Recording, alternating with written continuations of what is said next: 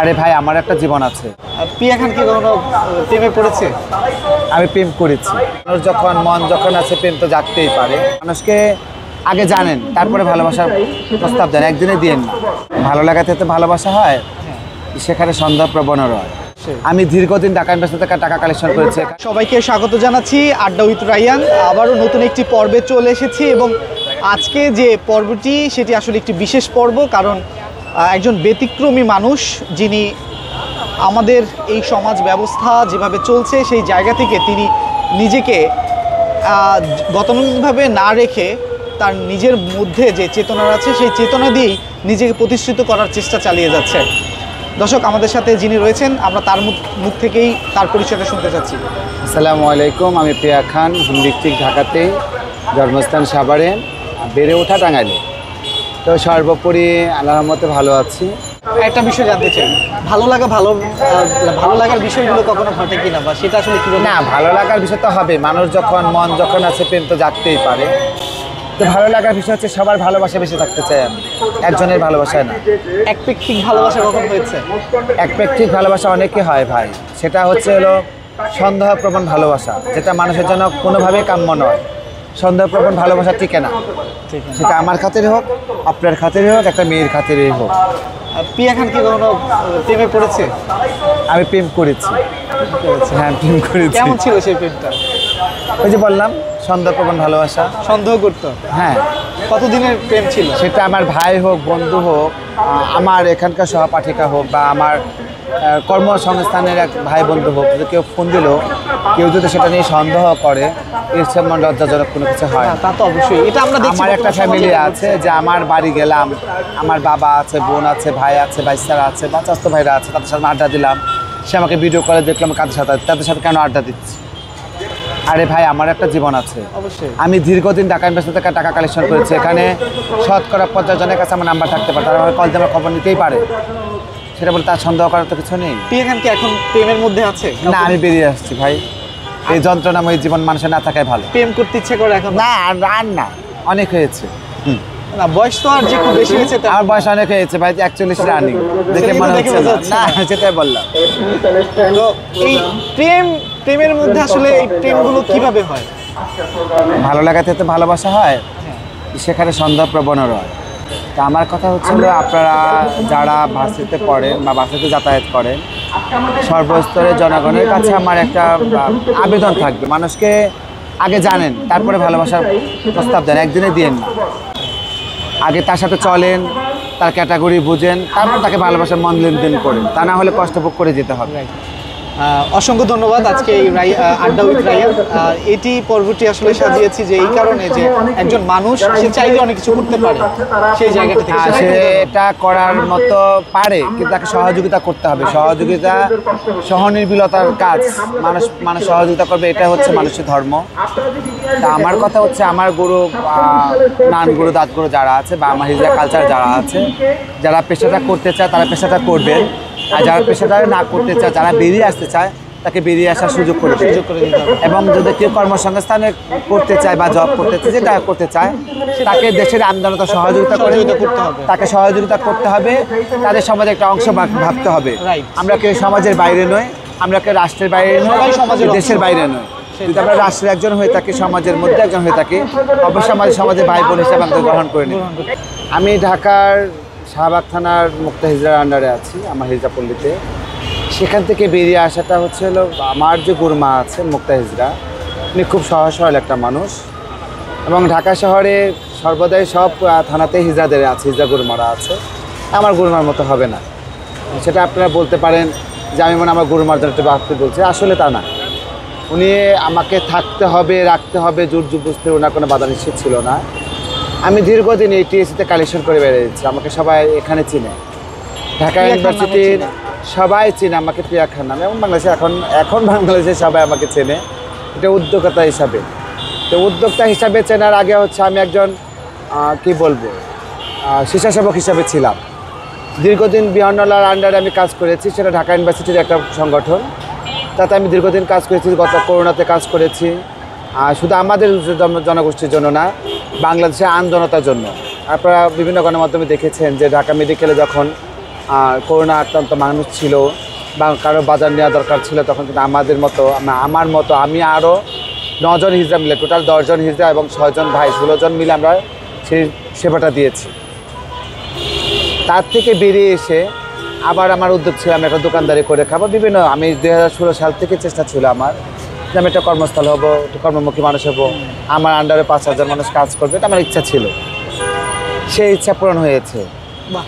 এবারের বৈষম্যবিরোধী ছাত্র আন্দোলনে পুরাটাই ছিলাম আমি ঢাকা মেডিকেলে। সেখানে আপনারা বিভিন্ন গণমাধ্যমে দেখেছেন যে আমি 2 দিনে 730 ব্যাগ ব্লাড ব্যবস্থা করেছিলাম।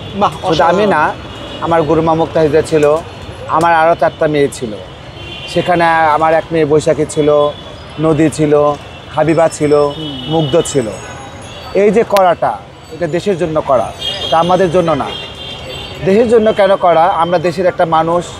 দেখেন, বহির্বিশ্বে বলবো আমি, তৃতীয় লিঙ্গের কোনো লোকজন কোনো গ্যাঞ্জাম এসে জড়ায় না, বা দেশের এরকম একটা পরিস্থিতির মুখে কেউ এসে নামায় নাই, বা ঢাকা সিটিতেও কেউ নামায় না, বাংলাদেশেও নামি নাই।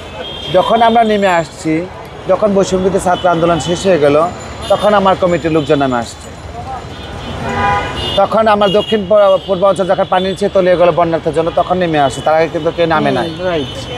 এই যে নামে নাই, হ্যাঁ নামেছে, তার ভিতর আমার একটা হিজড়া মারা গেছে আপনার মালিবাগে, একটা হিজড়া মারা গেছে আপনার মিরপুরে, এই বৈষম্যবিরোধী ছাত্র আন্দোলনে নেমে। তারা কি আমার আরেকটা হিজড়া জেল কাস্টডি হয়েছিল হাতের পোলের। এই যে হয়েছিল, তারা কি তাদের জন্য নেমেছিল? না, দেশের জন্য, দেশটা আমাদের ভালোবেসে নেমেছিল। আর বিগত যে সরকার ছিল, উনি আমাদের স্বীকৃতি দিয়েছে ঠিকই, কিন্তু সেটা কার্যক্রম ক্ষমতা বিধিমালা নিষেধ করে রেখে গেছে বলা চলে। উনি 17 সালে লিখিত অনুমোদন দেওয়ার পরেও ওনার গ্যাজেট অনুযায়ী আমাদের কোথাও কোনো সার্কুলার হয়নি। দুঃখের বিষয়, 17 সালে আমরা কাগজে কলমে স্বীকৃতি পেলাম, 19 সালে করোনা টিকাতে গিয়ে আমরা সেটা টিকার ঘরে আমাদের নাম আসলো না, বা আমাদের সংখ্যাগরিষ্ঠ আসলো না। কেন আসলো না? দেখেন, এখন আমার দেশের যে অবস্থাটা আছে, খুব ধরি মাছ নাচই পানি অবস্থা আছে। কে কোন রাজনীতি করে সেটা আমার দেখার সময় নেই। কে আওয়ামী লীগ করে, কে বিএনপি করে, কে জামাত করে, কে ছাত্র শিবির করে, সেটা আমার দেখার কোনো দরকার নেই। দেশটা আমাদের ভালোবেসে তৈরি করে নিতে হবে।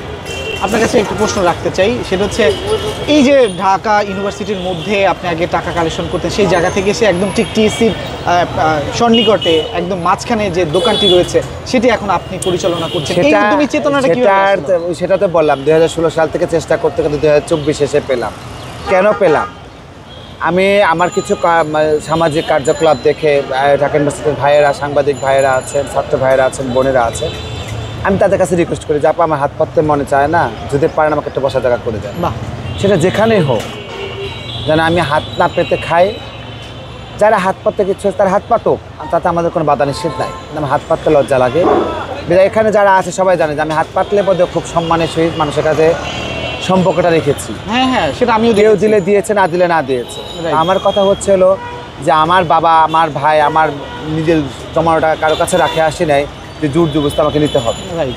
তা আমার কথা হচ্ছে যারা আমাদের মতো আছে, বা আমার সহধর্মী যারা আছে, বা আমার জ্ঞাতি গোষ্ঠী যারা আছে, যাদের আমার গুরু মানে পরম ধ্বনি যে আচার অনুষ্ঠান যেটা আছে সেটা তারা করবে। যারা করার ইচ্ছুক না আছে, তারা যদি ব্যতিক্রম কিছু করতে চায়, যেরকম আমাকে ঢাকা ইউনিভার্সিটির ছাত্র ভাইয়েরা, ছাত্র বোনেরা সহযোগিতা করেছে, তাদেরভাবে সহযোগিতা করে কোথাও না কোথাও বসে দেওয়া হোক। বাংলাদেশটা বহুল ছোটো দেশটা হলে পদেও বাংলাদেশ জনগোষ্ঠী কিন্তু ছোটো, খুবই কম, কিন্তু ভালো ভালো পর্যটন এলাকা আছে যেখানে আমাদের মতো লোক বসে দিলে অবশ্যই তারা কর্মমুখী হবে, বা তারা করতে চায় কিন্তু করার মতো সুযোগ নাই। আপনি দেখেন, আমাকে যদি বলে এখন একটা টি স্টল বা একটা ফুচকার দোকান শহীদ মিনারের সামনে বসে দেবে, বা আমার সংসদ ভবনের সামনে বসে দেবে, বা আমার স্মৃতিসৌধের সামনে বসে দেবে, তাই না? যেখানে পাবলিক দেখবে আমরা বসে আছি, সেখানে মানুষের ভালোবাসা বাড়বে অবশ্যই। দেখেন, আমার দোকানে আগে কাস্টমার হতো না, এখন মাশাআল্লাহ কাস্টমার হয়। আমি ডাক দিলে মানুষ চলে যায়, অন্য দোকানে চা খায়। কেন রে ভাই, আমি তো একটা মানুষ। অবশ্যই। আমি 10 টাকা চেয়ে নিচ্ছি, 10 টাকা একটা চা বিক্রি করে খাচ্ছি, আমার এখানে খাওয়া, আমার একটা সহযোগিতা হোক। অবশ্যই, এটাই তো উচিত। তাহলে বাংলাদেশে এই ট্র্যাফিকগুলো ভাঙতে গেলে পদে বিশেষ বিশেষ জায়গায় আমাদের বসে দিতে হবে। বিশেষ করে যে সমস্ত সরকারি হসপিটাল আছে, সেগুলোর সামনে বসে দিলে ভালো হয়। কারণ সরকারি হসপিটাল গণ হসপিটাল, যেখানে গণ পাবলিক আর যাতায়াত করবেই, মানুষের মধ্যে মানুষের যত কম্বিনেশন না হবে ততক্ষণ পর্যন্ত মানুষ আমাদের দেখে ভয় পাওয়া কমবে না। মানুষ জন্ম হওয়ার পর থেকে মানুষ আমাদের দেখে বাচ্চাদের ভয় থাকে, আইসো না, ওই যে ওখানে আসতেছে তোমাকে নিয়ে যাবে।